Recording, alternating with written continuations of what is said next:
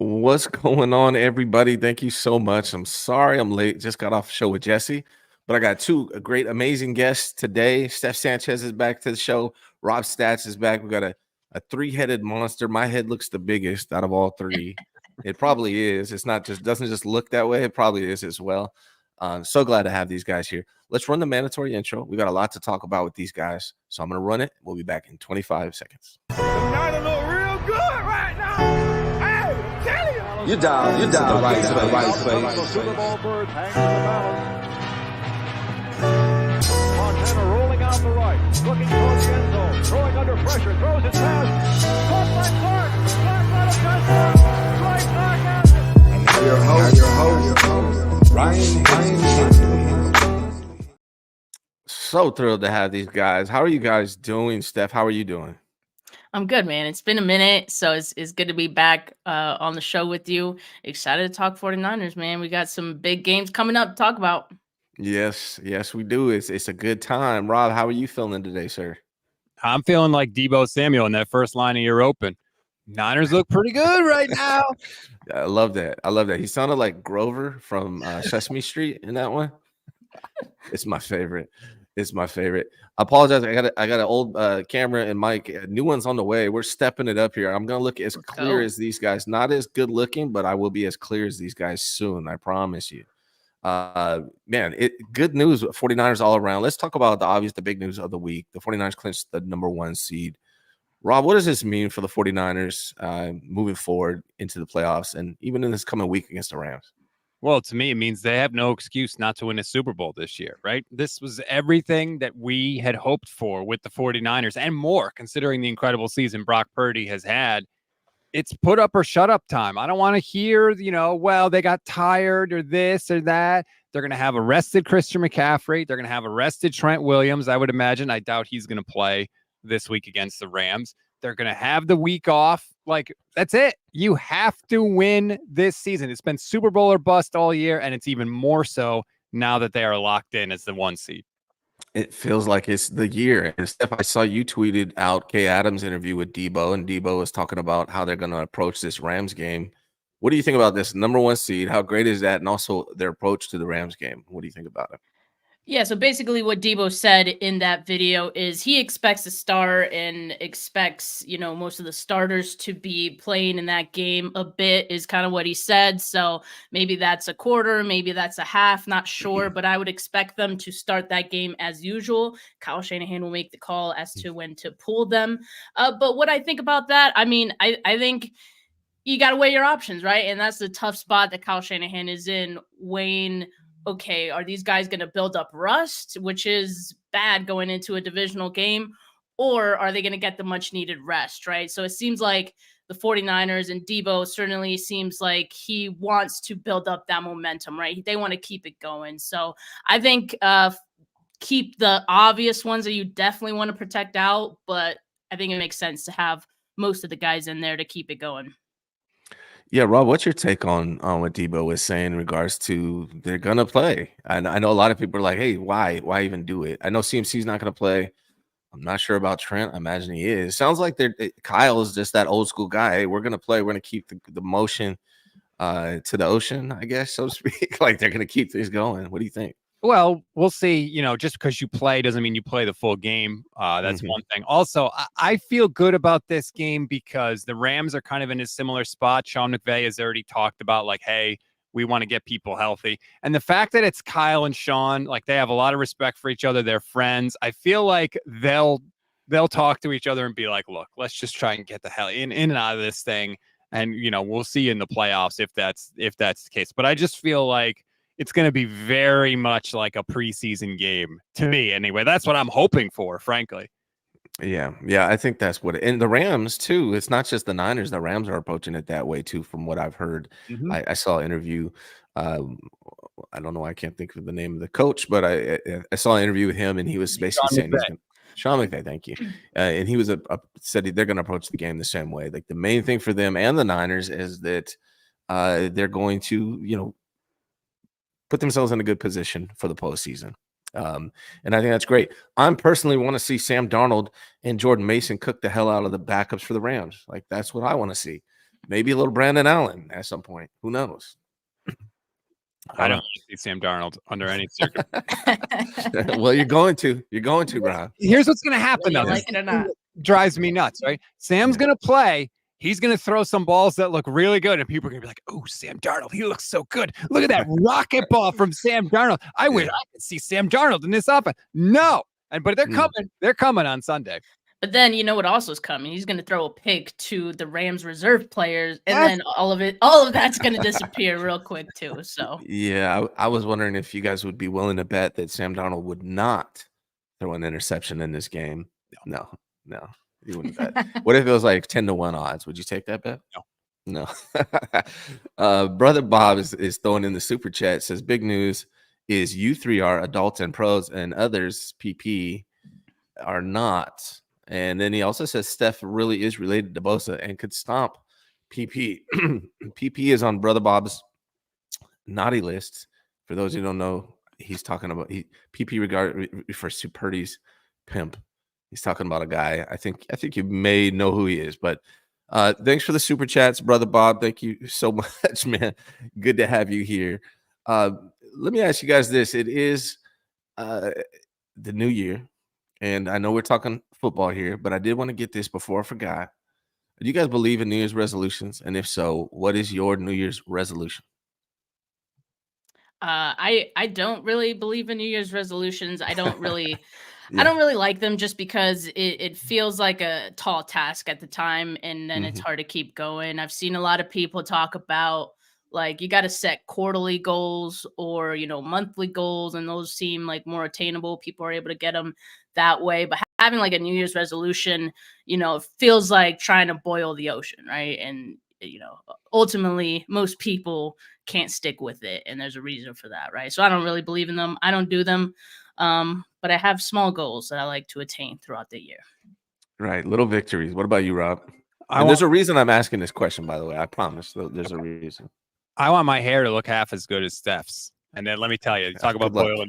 I think it might be easier to boil the ocean, frankly. I mean, look at that. Look at the volume. Look at the shine. Oh, man. It's beautiful. Well, both of you guys leave a lot to be desired for me, personally. There's a reason why I'm wearing a hat. It's not too great. I've been shaving my head since 8th grade.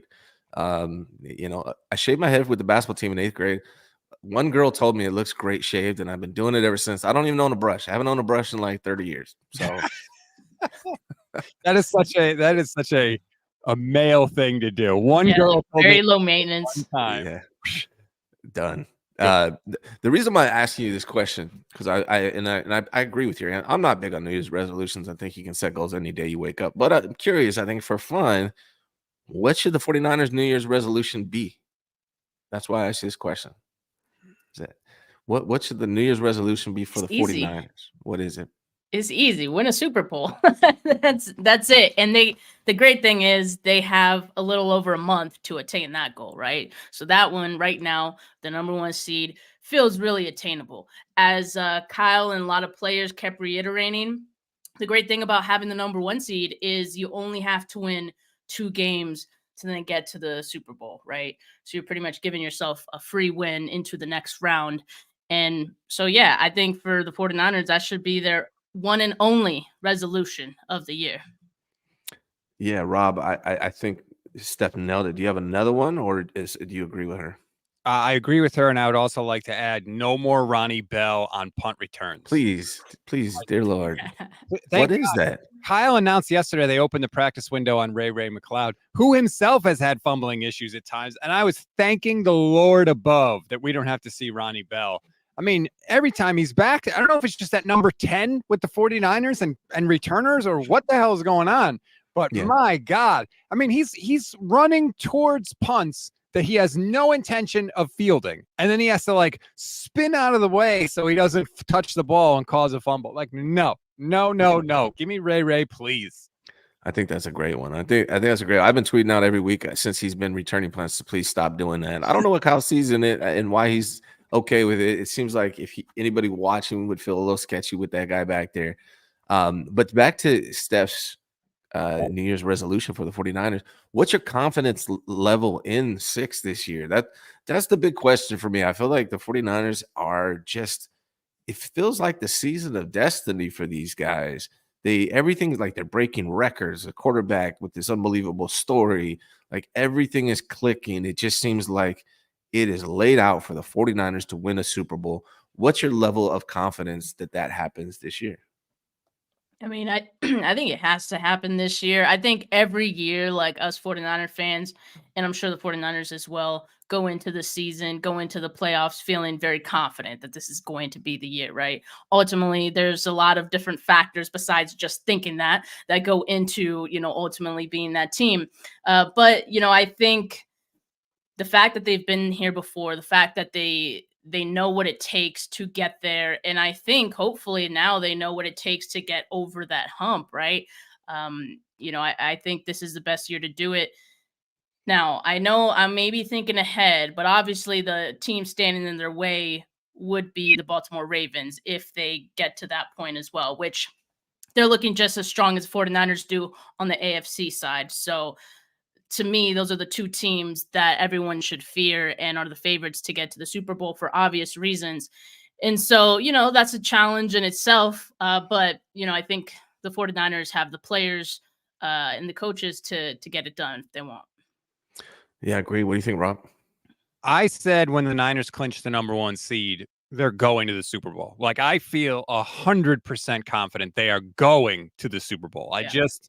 I don't feel like they're losing a game on their home field, assuming again that they're going to be healthy, and it looks like they will, barring this last game, of course. I think they're going. Now, whether they win it, I don't know. It's one game. I saw the Niners have the better team in 2019 and lose the Super Bowl. I saw them have the better team in 2012 and lose the Super Bowl. So one game, it's a 50-50 shot just because anything can happen. I will be having some flashbacks if it's the Ravens in the Super Bowl or if it's the Browns and Joe Flacco. Like, my brain is not ready for that kind of PTSD, but I feel incredibly confident they're going to the Super Bowl. I've already booked the hotel room in Vegas that I booked actually last week. So I think we will be in Vegas. The question will be whether they finally win that last game of the year. Yeah, I think that's true, man. I feel like they're going as well. Kyle Shanahan's I feel like everything's clicking, man. Kyle's doing his thing. He's in his bag. He's had against the Ravens. I was hoping he kind of went away from the identity a little bit in the Ravens, but he got back to it in this Commanders game. And I feel like as long as he stays on mission with the identity of this 49ers team, what their strengths are, he's doing a fantastic job. Brock Purdy's coming out of nowhere doing a fantastic job this year, just breaking records. All these weapons are breaking records. Trent Williams is still doing his thing. They're healthy. Everything is in place. This has to be the year to me. This year, next year. Maybe next year they might be able to run it back, depending on the trend. Trent is the key. Let's get one before we talk about running anything back. Yeah, it's a good point, Rob. Maybe I'm getting ahead of myself here. The one real dang, man, you're killing me right now. The one real Zangitsu. I'm gonna go with that. Zangitsu. That's what I'm gonna go with. Yo, Ryan Debo told K Adams this morning that they will be playing a bit for Sunday. Yeah, we talked about that at the very beginning of the show. Go back after the show, watch it. But yeah, that's the plan. It sounds like they're gonna come out and play at least, a couple possessions, something like that. We'll see how it goes. But I'm just hoping that they stay healthy. Nick, I thought I wanted to point this. How's this dude Hensley still around? He trashed Brock and trashes Kyle every second he can. He is embarrassing. Appreciate you, Nick. Thank you very much. Thanks for the comment. Thanks for tuning in, man, buddy. Appreciate you. Actually, it's actually strange. That comment is strange because I think you're not watching me, Nick, to be honest with you, buddy, because if you watch me, you'll see that I try to stay balanced. I criticize people when they needed criticism, and I talk great about them when they need to be. Then I just talked about Kyle and Brock Purdy playing fantastic, man. So I don't know, man. Give me some more time, man. Maybe you'll come around. But yeah, confidence level 6. That is everything right now. The name of the show, though, that I got up here for you guys is Trent Williams Deserves This. And I wrote that up there because Trent Williams has been through a lot. You guys know his backstory, everything he's been through. Survived cancer, pretty serious brain cancer. He came back from it. He's playing phenomenal. He is going to the Hall of Fame. He's done everything he needs to get to the Hall of Fame. The one thing he's missing from his resume is a Super Bowl victory. He has an opportunity to do that this year. I feel like of all people on this team, Trent Williams, the one guy that really deserves it. Can you talk about how important Trent Williams is to this team and whether or not you think he deserves this Super Bowl Lombardi trophy? I think I know your answer, but Yeah, I mean, I think it's obvious that Mm. Trent definitely deserves it for how long he's been in the league, how much he's gone through, both like in the league and in his life, right? But it also reminds me a little bit about that 2019 team when they had Joe Staley, and we were all kind of thinking the same thing, and how much Joe Staley meant to this team, how much he meant to the fans, how badly we all wanted Staley to be able to get that Super Bowl. And so it's very similar for Trent Williams now, right? And you always want, someone who has been with the team and paid his dues with the team to be able to, get the Super Bowl because they mean so much. But yeah, it's pretty much the same for Trent. Like, I think we want that. I think seeing how excited he was to get the #1 seed is awesome. And I remember, like Debo mentioned it on the Kay Adams show, like how his emotions were even just a few years back making the playoffs for the first time and how excited he was for that. And so these small victories are big for a player like Trent. And I think it helps put things into perspective for the 49ers as well, because when you've been at this spot a number of times of, almost all the times that you've been in the league, for some of the guys who are on the team, seeing a guy who hasn't experienced it, it helps you appreciate it a little bit more and reminds you what you're actually fighting for. yeah, I think Trent Williams is the guy that this team, they all want to win it for themselves as well and each Right. other. But I mean, if you're going to win it for somebody, win it for Trent. Rob, what do you think, man? There's a really interesting mix in this locker room. I think there are 9 guys from the 2019 team that are still on the team right now, 9 starters anyway. So they have the perspective of like they've been there, they've realized what it takes to get there and what it's going to take to win. But also they know how rare it is. They saw things just collapse in 2020, the year after, when they were like, no sweat, we'll go back, we're good. And sometimes it just doesn't happen. Like, you need a bunch of stuff to go right, a bunch of circumstances to align that are totally outside of your control to even get to a Super Bowl. And there's a lot of guys that have that mentality. And then you have guys like Brock Purdy, who, hell, he doesn't even have 2 full years of starts yet. But I think he's going to benefit from the people around him telling him, like, hey, this doesn't come around that often. Plus, and I'll just throw this out there, Richard Sherman has talked about maybe last time when they were in a Super Bowl in 2019, there were a few people that didn't take things quite as seriously as they needed to take them. I'm old enough to remember in 1994, Jerry Rice punching Deion Sanders because he didn't think Deion was taking things serious enough at the Super Bowl when they played the Chargers. So those guys, remember, they have those scars. And so hopefully, because of all those experiences, that they'll be in a much better position if they get there this time. Yeah, from a confidence standpoint, do you guys, and by the way, Weston P. Smith points out something that's crucial, the stats with the Tecmo Bowl tee. Yeah, man. Yeah, stats, if you mind me asking, how old of a man are you, sir? I will be 39 in 9 days. Okay, so did you actually play Tecmo Bowl? Because you're about 4 or 5 years young. You played it. Okay. Oh, so yeah. You were a young man. Yeah, Tecmo, and Bo Jackson on Tecmo Bowl? Bowl shirt. Yeah, Jerry Rice. Right. Yeah, that's a good shirt, man. Yeah, the homage. Shout out to homage. They have really good stuff. Bo Jackson was the GOAT on Tecmo Bowl. Yes. Steph, I think you were probably too young to play. Have you ever played Tecmo Bowl? I have not, but I also wasn't too big on video. Like, when I played video games, it was Game Boy. That was what was in when I was old enough to play them, right? So that's a little too young. And according to me, like, Rob is like 40 or 50. Yeah. Like, I always in my head, he's like a lot older. Sorry, Rob. Yeah, this day in 49ers history, Steph pulls up a game from like 1978, and she's like, "So when you watched this game, what was your reaction?" Like, how old are you? Damn. Right. Yeah, my kids do that to me too. With that, they ask me about things that happened in the 50s. I'm like, come on, guys, I'm not that freaking old. Yeah, and so if Rob's 50 or 50, I'm definitely in the 60s at this point. I tweeted something out yesterday, and I want to get your guys' opinion. Some people push back on it, right? I said BA is the best 49ers wide receiver since Terrell Owens. Now, you got people making arguments for Debo. I get that. Randy Moss is a legend, Hall of Famer, Anquan Bolden, Michael Crabtree. Even people were throwing out Brandon Lloyd out there. I want to get your guys' take on that. Do you think Brandon Ayuk is the best 49ers wide receiver since Terrell Owens? I mean, I would say so, like, definitely from a statistical standpoint. But, I think what people have a hard time with is that Ayuk is still pretty young in his career. And so people don't like to, crown players, so to speak, like too early, right? So they want to see things play out before they call anyone elite, for example, the GOAT, for example, all these things they want to see more. So I think that's understandable. But I think for me, yeah, I think Brandon Ayuk has definitely put himself in that conversation, and I would say so because, quite frankly, none of those other players that you mentioned came to mind when you first asked the question until you like brought them up, right? So clearly, maybe it's recency bias. I don't know, but yeah, I'd say Brandon Ayuk's there. What's your take, Rob? I have a soft spot for Michael Crabtree because I loved him. I loved his That's crazy, man. yards after catch ability.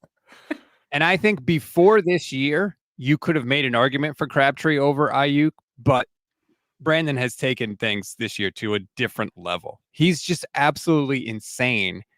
He's up there in terms of yardage with, what is he, like top 5 in yardage? I was looking He's number 6 with he's 6 in total yardage, but only 34th in total targets. Right.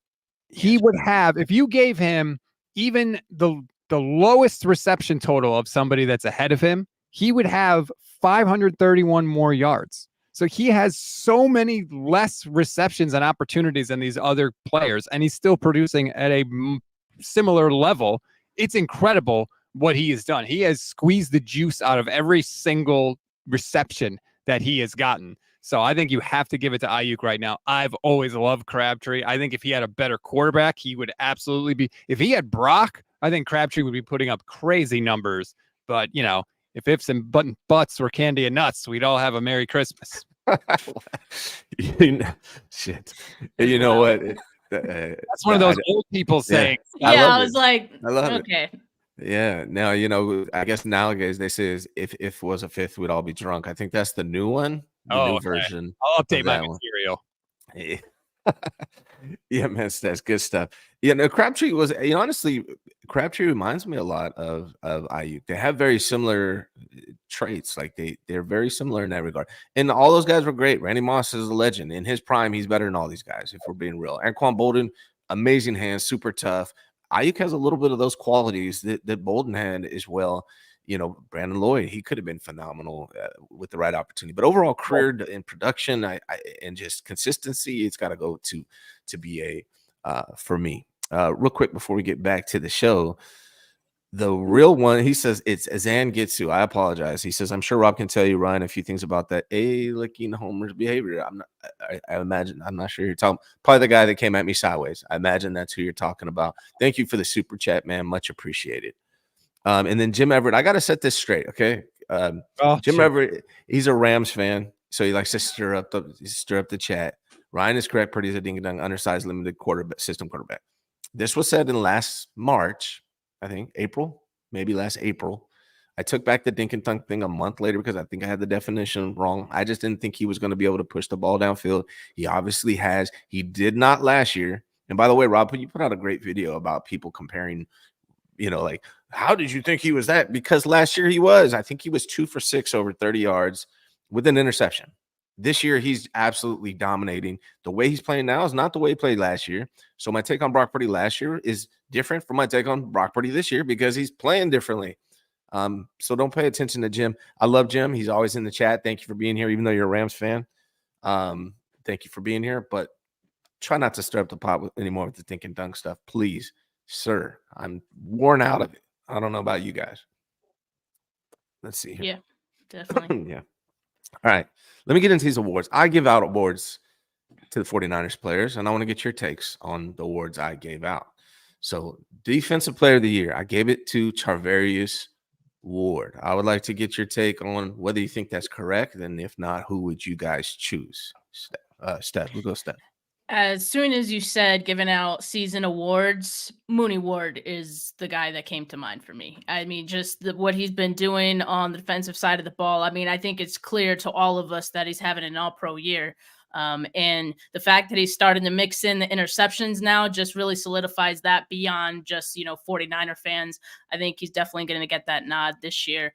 And it's been huge. I think it's been huge for the entire secondary, just what he's been able to do. I think it's been infectious. I think it's you see Lenore playing better. I think you see Ambry Thomas playing better. And credit to Steve Wilkes too. I think that he has something to do with that as well. But I think the standard that Mooney Ward is setting on his side is definitely elevating everyone's game in that secondary. Yeah, Rob, what do you think, man? I agree. Mooney's been absolutely fantastic. He has more than twice as many pass breakups as anybody else on the 49ers. He leads the league in passes defended this year. And now that he's actually starting to hang on to those balls, because he's been around the football all year long, but now that he's actually starting to hang on to them, and shout out to Sam Darnold for doing what he does best, which is throwing the football to defenders, because apparently he and Mooney Ward have been working behind the scenes. So appreciate you, Sam. But he's been awesome. He has been exactly the shutdown corner that he was paid to be. And let's keep in mind too, he has all these pass breakup numbers and interceptions a lot of times while he's shadowing the best guy on the other team. So it's not like, well, he's facing a bunch of scrubs half the time. No, he's facing the best that there is to face, and he is coming through. Yeah, that's why I had to choose him. I mean, there's moments this year where I thought Fred Warner could be the defensive player of the league.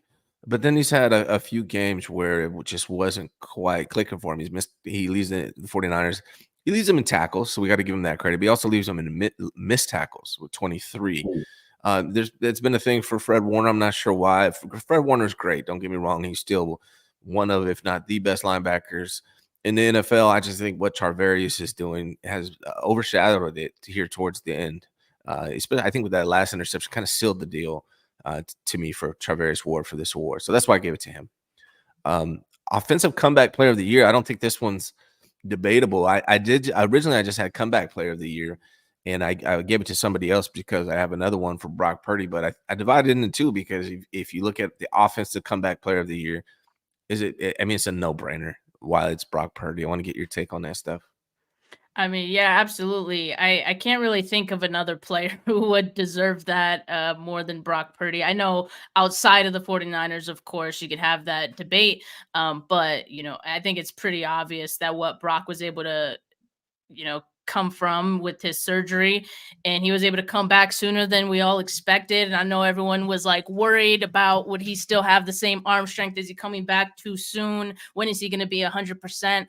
All those things were dissolved quite quickly in the season. I think we've even seen that maybe his arm looks a little bit stronger than it did even before the surgery, right? And I know, like, when I spoke with Stefania Bell, she mentioned that could happen with these surgeries because you're pretty much like repairing it brand new. And sometimes there's wear and tear even before that happens that could impact like your arm strength. So he's definitely benefiting from that. And I think even after the bye week, it got even stronger. So yeah, Brock Purdy has shown that not only could he be a franchise quarterback for this team, not only that he's not a system quarterback, or he's not dink and dunk, and he's not, this and that, whatever, the national media is saying about him, to be able to do that coming off that injury is nothing short of amazing. So definitely got to give props to Brock for what he's done this year.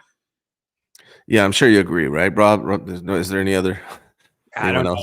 I mean, the surgery that Brock Purdy had is younger than Venmo. That's literally the uncharted territory that we were in with him. Only two other pro quarterbacks have ever had that surgery before. And he didn't just come back from the surgery. He came back to set the 49ers single season passing yardage record. He came back to throw more than 30 touchdown passes, which we haven't had in these parts in a long ass time. And I know because I lived through the time and I'm old now. So it's got to be Brock. Yeah, it's got to be Brock. Let's interrupt this one from my guy Christopher Follen. Gives me a $5 super chat. Says these fools coming to Ryan now with their doesn't watch this channel consistently or just being trolls. I appreciate you, Chris. Thanks for having my back. And thank you for the super chat, brother. You are the man. All right, on the other side of the ball, I don't think there's much more to talk about. It's obvious Brock Purdy was offensive comeback player of the year. But on the defensive comeback player of the year, I had Ambry Thomas, man, because I feel like he was on his way off this roster coming into the season. He had a okay rookie season, a really bad sophomore season, and now he has turned into a starter on this team. And not only that, and by the way, somebody asked earlier, he is injured, but he doesn't require surgery, but he will not miss the playoffs. Just so everybody knows. But No, Rob, he does require surgery. right, he does, Mhm. but he won't miss the playoffs. He might. Kyle didn't even rule him out of the Rams game. I'm like, the dude's having surgery and he might play next week. That's crazy. Yeah, yeah. It Cast game. sounded like it sounded like he actually played Sunday with the injury because Kyle said he wore a cast on it to protect it. So that's crazy. But yeah, it sounds like he's just going to be out 1 week at least. Yeah, what do you guys think about him as my defensive comeback player of the year? Is there another one on defense you would give it to? I think that's a great one because, early in camp, like I kind of had some hopes for Ambry Thomas that he'd be able to like turn a corner, forget what happened last year. And he showed glimpses of that. But I think ultimately, like his confidence would just be the thing that got in his way.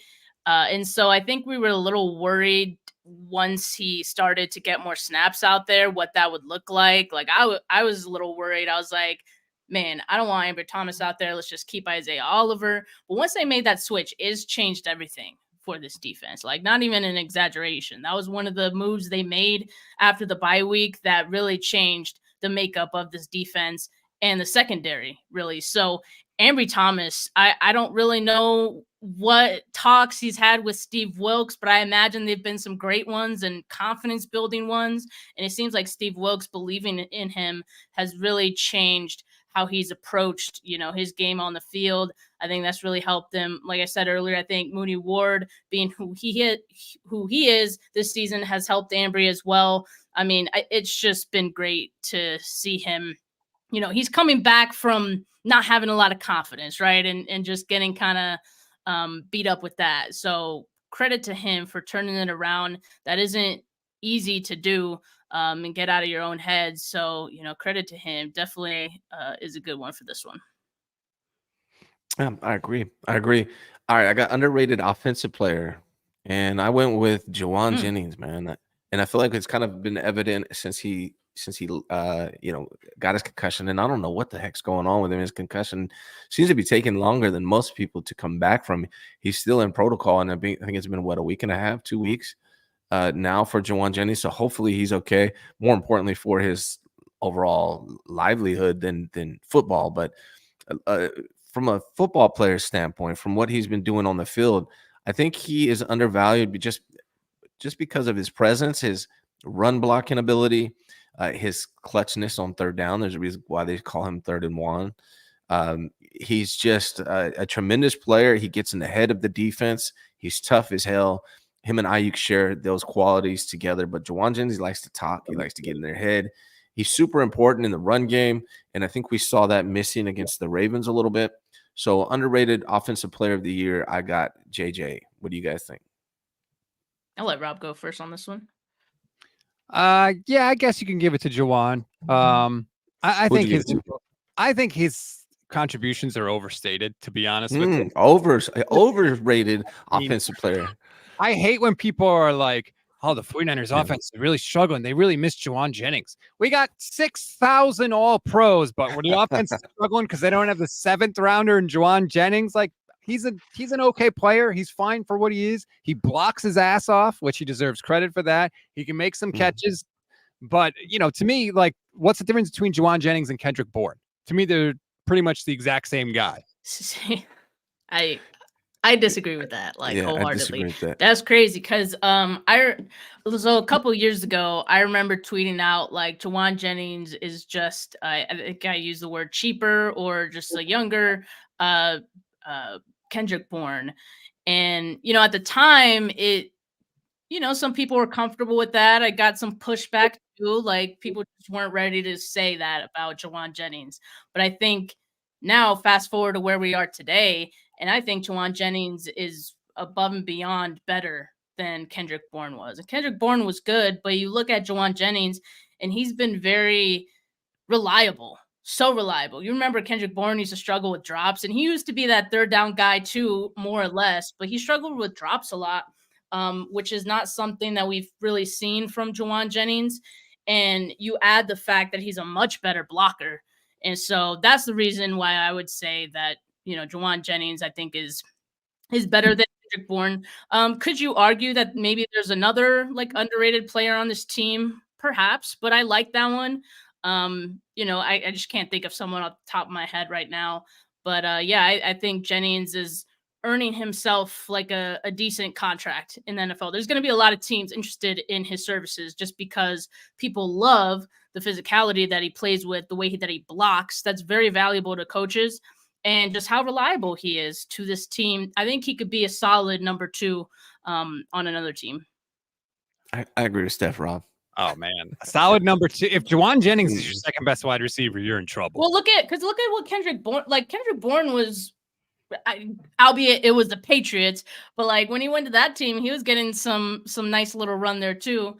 And that's given the quarterbacks and the shitty situation going on there. But sometimes all it takes is opportunity. Juwan Jennings is not going to get that opportunity in San Francisco because, as you mentioned, Rob, there's just so many better guys ahead of him.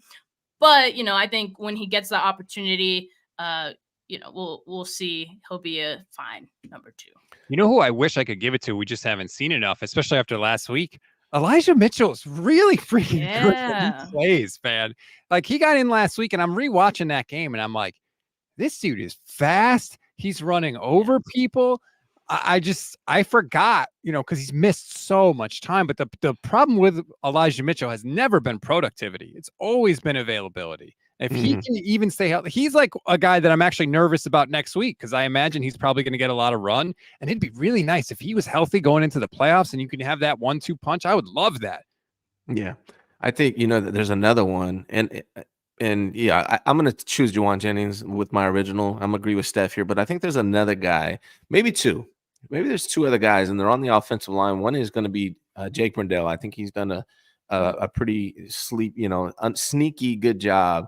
And the other guy who I think probably deserves it more than him is John Feliciano. And the reason why I think he's underrated because he started off as 6th, 7th man on this offensive line this year. To me, he was always top 3. I was at least right about that. I'm wrong about a lot of things. That was one thing I was right about coming in this season. I said John Feliciano is probably top 3, if not at least 4 linemen on this team, and it's finally developing. They're starting to use him, and I anticipate he's going to be a part of this offensive line moving forward throughout the postseason. So he definitely deserves some credit for being underrated as well. I could have made it him also. Yeah. Real quick, Matt says, stats, I defend you once and I get stopped. $2 super chat. Man, thank you, Matt. That's a little weird. Where's Flav super chat? I saw it. Here it is. So let's throw some context here. I think what Flav's really mad about, and it's just so you guys know, this is, I think way back in June, Flav and I bet who would start more games for the 49ers this year. Or not for the 49ers. Let me clarify. Who would start more games this coming season? Trey Lance or Sam Darnold. And when they traded Trey Lance, I'm like, damn, I lost this bet. And the bet was he'd give me an autographed 49ers jersey if I was right. And if I was wrong, I had to let him come on my show. So here's the thing. Trey Lance doesn't look like he's going to start any games, but the great news is it looks like Brock Purdy's going to start next week. So the bet is a wash. Nobody wins. But Rob, I'm going to let you respond. He says, stats, you keep taking days at Darnold when all he's done is help Purdy and the team all year after beating out your favorite draft bust ever. Then you mad when people don't like you. I don't know how you want to respond to this. So yesterday I did a show because there are some toxic 49er fans that are not just disagreeing with me, which, by the way, I love when people disagree with me, but just coming at me and other people, not just me, personally, because of things that I said that they don't like about Brock Purdy, or because I said I wanted Trey Lance to start at the beginning of the year, whatever the case may be. But Flav, Sam Darnold sucks. He's awful. This isn't a debate. It's not debatable. He's had 55 games. He's a human turnover machine. Yeah, he had a catch with Tarvarius Ward. Wow, let's give him a ton of credit. What the hell else does he have to do? He's just sitting around watching like me, okay?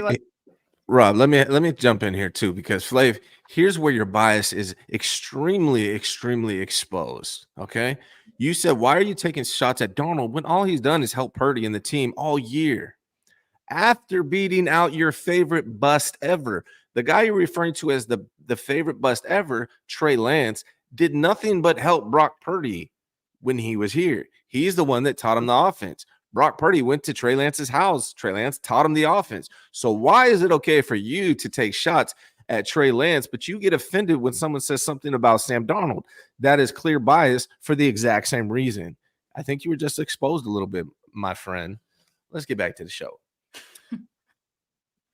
Underrated defensive player. Help me out.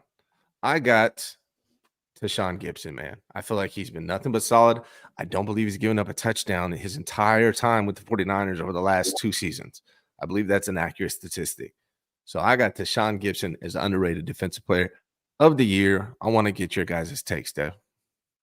Yeah, that's not a bad one, just because I think he falls under the radar so often, just because like there's a lot of other big name, players on this team. But yeah, Gibson has been nothing but solid since he's been here, since he started for the team, and that often goes overlooked. So I'm good with that one. I would maybe throw in like Javon Kinlaw, but I will preface that with also saying that Kinlaw in a reserve role with limited snaps, I think is where he's best at. Like the previous 2 weeks where, we saw Hargrave out as well as Eric Armstead.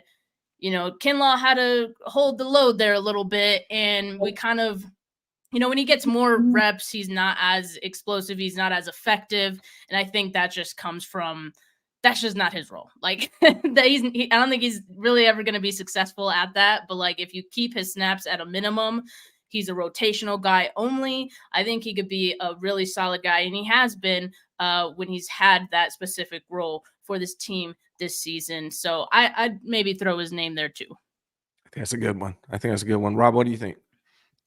He's a good one, but I feel like he got a lot of credit after last year too, which was deserved because he led the team in interceptions. Just to pick a different name, I'll go with Clelin Ferrell. I was really surprised and pleasantly surprised by his play this year. He only has 3.5 sacks, but he's got 13 quarterback hits. And I just feel like whenever there's a play that happens, he's always around it. He's always part of it. It's always like, oh, Clelin Ferrell provided the pressure that flushed the quarterback out so that Bosa could get a sack or that he could pressure him, and then the quarterback ends up throwing an interception. I just feel like he has been a really, really solid contributor on that defensive line. We talk about like Chase Young and all that, but I feel like Clelin Ferrell has gone under the radar a little bit. I think that's a good one. And Steph, by the one you were talking about, it actually made me think about another guy who, you don't look at it. A lot of people want to say he's underrated because of what he gets paid. But Eric Armstead, man, he gets paid a lot, but I think a lot of times as Niner fans, we don't really appreciate what he offers. But now that he's been gone with his whatever, I can't say it. Plantar. There we go. Now that he's been gone for so long, you really see the difference, especially in the run defense. So Eric Armstead, I think, deserves honorable mention. We got a snapback here by Flav. Let's see what he says. LOL, I could have offered you $1 million, Ryan. You never had a chance to win that bet, and Trey is helping the team way more now by being gone. See, that's what I'm saying. Trey Lance helped out Brock Purdy, man. Remember, you were so sensitive about stats coming at Sam Darnold because he's helping out the team and he's helping out Brock Purdy. Trey Lance did the same thing for Brock Purdy when he was here. So what's the difference, man? There's some kind of bias going on with you. And if you would have offered me $1 million to win that bet, it wouldn't have mattered because you're not going to win the bet either. Why are you still rooting against Trey Lance? Like, he's not on the team anymore. He hasn't been on the team in 16 weeks. The only people still talking about Trey Lance are the people that hated him when he was here. The people like me that loved Trey Lance when he was here, we haven't said anything because he's not on the team. Why are you talking about Trey Lance right now, man? That's crazy. Yeah, it's wild. All right, guys, help me with this one. I took the soft little pansy way out of this one. I couldn't figure it out. I combined the offensive player of the year and MVP because I couldn't figure out who's who. And it was a 3-way tie to me. And honestly, Brandon and you could have been in the mix as well. Who did not give the award to? A 3-way tie? The whole team wins this award.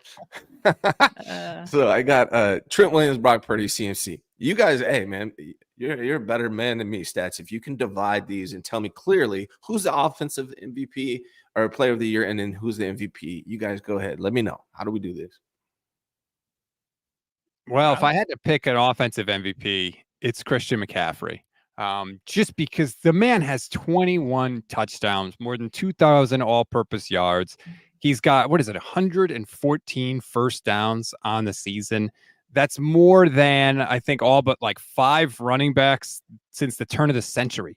That's how good Christian McCaffrey has been, not only in the actual production of what he does on the field, but also how just the position of McCaffrey on the field dictates things to other defenses and allows other guys to get open, allows the 49ers to put defenses in a bit of a blender. I think and Brock has been great. I don't mean to diminish Brock in any way, but Christian McCaffrey has taken this offense to an entirely different level from the second he arrived last year. Steph, what do you think? I agree. I would go with Christian McCaffrey too. And I feel bad for Trent because I know how good he is, and I know he deserves to be in that conversation too. Is just the reason that offensive linemen don't get talked about enough in these conversations, even if they're the best at their position, is because they don't really it's hard to quantify what they do in stats, especially when what they do is prevent things from happening, right? And corner's kind of the same thing, but you don't, most of the national media, most people aren't going to consider someone a good corner unless they're also getting interceptions, unless they're also getting passes defended. You got to get your own stats as well. So unfortunately for Trent, it's just really hard to quantify what he does into numbers, especially because most fans aren't glued to the offensive line and watching them when, ball is snapped, right? So he's not going to get the love that he probably deserves. I'd love to give it to Trent, but for that reason, I'm going to just say Christian McCaffrey. But also Christian McCaffrey is having a great season. Before the season started, my bold prediction was that he would be offensive player of the year or have that kind of season, and he's definitely had that season. I think the more surprising thing for Christian McCaffrey is that he stayed healthy for most of the season. And I got to imagine if this last game mattered or if it was a must win for the 49ers, he'd probably be pulling a play. So I'm still going to say he's healthy even at this point.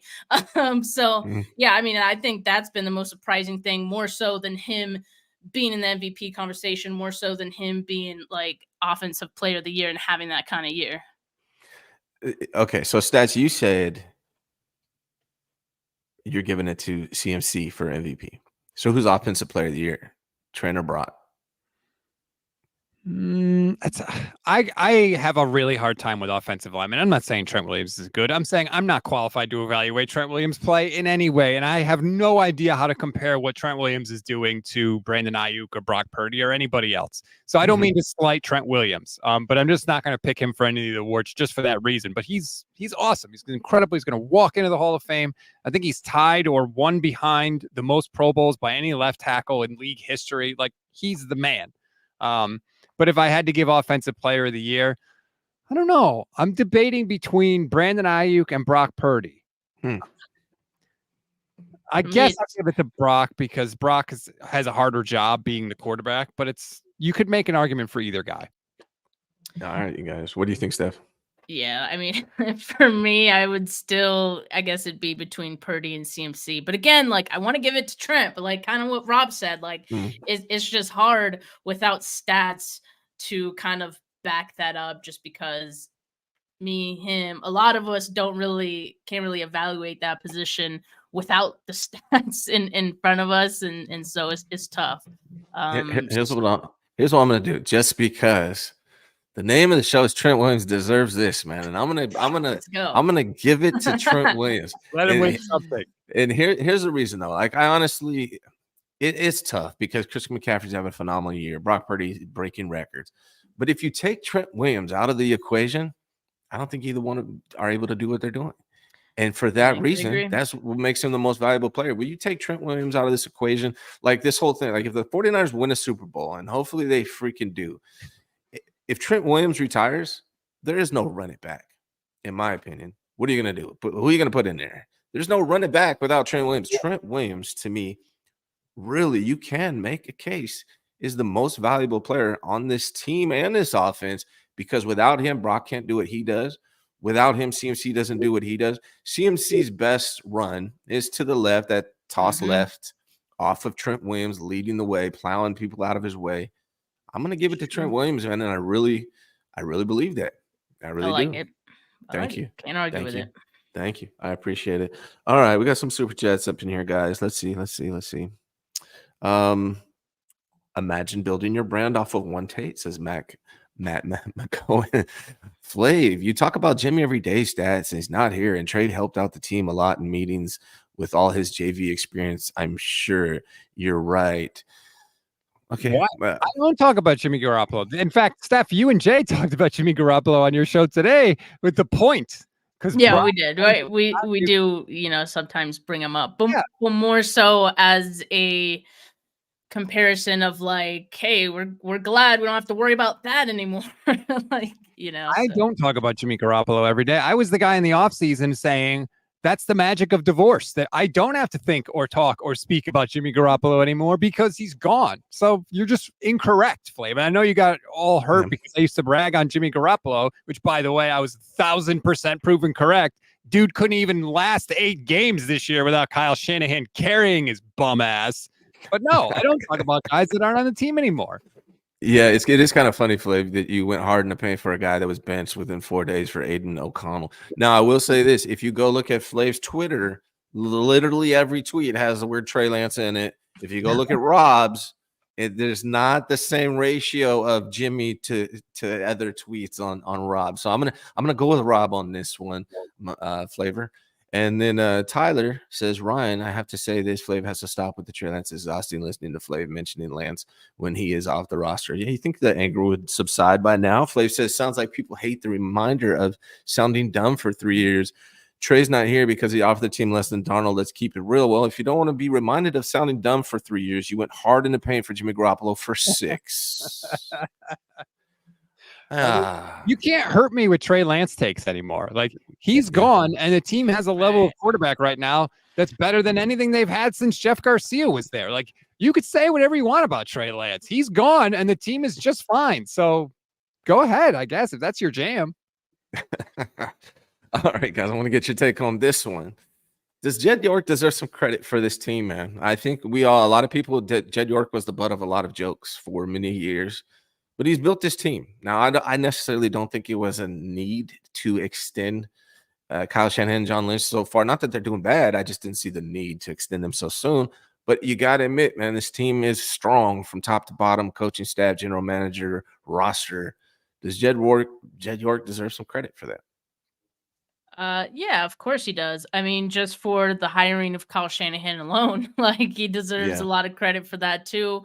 I know a lot of people have issue with, giving Jed his credit just because of some of the decisions he's made in the past. But I think he's grown. He's shown growth.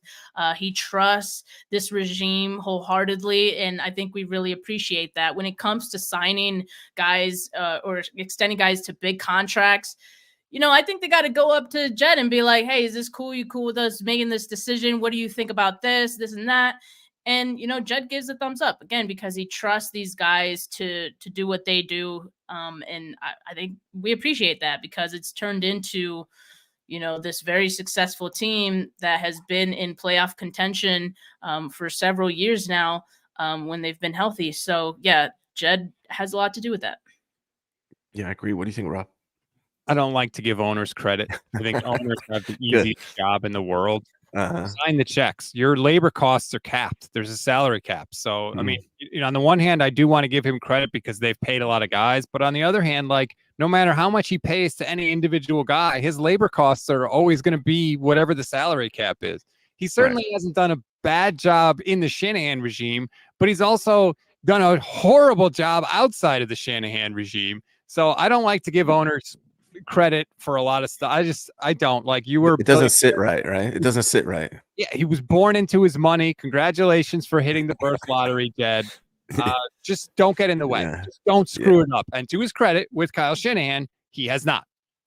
Hey, I That's can't good. argue with That's that. a good point, though, that Rob says. Like, it is not really about what owners do. It's more about what they don't do. Because yeah, like good owners stay out of the way, and Mhm. they just like they let the GM and the head coach cook. You know, like that's their job. You hire them. That is what you do. You hire them and you let them do their thing. You know, aside from that, like that's all they have to do. So like I give credit for Jed finally learning to The trust. maturation. You know, yeah, that's it. Yeah, That's he's matured. He's matured.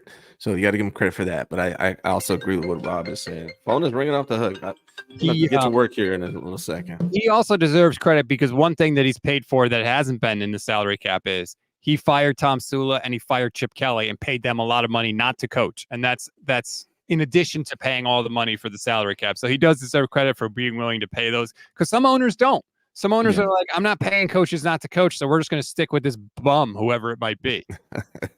Yeah, I had another question, but honestly, my phone is ringing off the hook. Let's get through these super chats here and wrap this great show up. Keith Murphy, the unbeaten, says when Trent was out, CMC and Brock were mid. Yeah, man, I agree. The one real Zangitsu says, I miss Trey. Wish he was still here. Wish him the best. Do wish him the best. That is for sure. Flav says Jimmy is better than Trey. So is Sam and Purdy. This was always my point. I was right. Clearly making fun of them now just takes your take from the last 2 years even more dumb. I wish I didn't have to read all super chats, but I feel like he paid money. I got to read it, even if it's not filled with anything good. Rob, he's about to make you a rich man with all these super chats out here. the So money, keep Dave. 'em coming, I guess. Matt says, Flav, show us your Jimmy doll. Where did TL hurt you? That's crazy. You guys are never nuts. understand the venom for Trey Lance when he never did anything wrong. You might have thought he wasn't a good player, but he never got in trouble off the field. He never cost the team a championship. Like, my God, I don't understand the hate, but some people don't like him for whatever reason. It doesn't make a lot of sense to me either, man. Steph, what do you got going on in your channel? Make sure you guys all go subscribe to 49 Carats podcast, right? That's correct? Yep, that is correct. And you can find it on YouTube at Steph 49K. I'm done with shows for today. I think I have one with Ashley later in a few hours. But if you guys didn't catch Bully Ball earlier, the Gold Standard Network, you can find it there or on my channel. Had that show this morning with Jay, and then tomorrow back to it. 8 a.m. Pacific with John Chapman and Wayne Breezy. Yes, sir. Yes, ma'am. You guys are doing great stuff over there. Also at the Gold Standard podcast. Rob, tell us about that. What you got going on, where they can subscribe. So, yep, just search Gold Standard 49ers on. Comes right up. Please subscribe. Bully Ball was today's long form show that we did with Steph and Jason Aponte, which is already up there. You can go check that out. So you can also like and subscribe to the Gold Standard Network podcast as well, wherever you get your pods. We appreciate it. And tomorrow we'll have the always popular Grant Cohn. Me and Grant are going to sit down for a nice little chat. That's as we always do on Wednesdays. So I hope you join for that as well.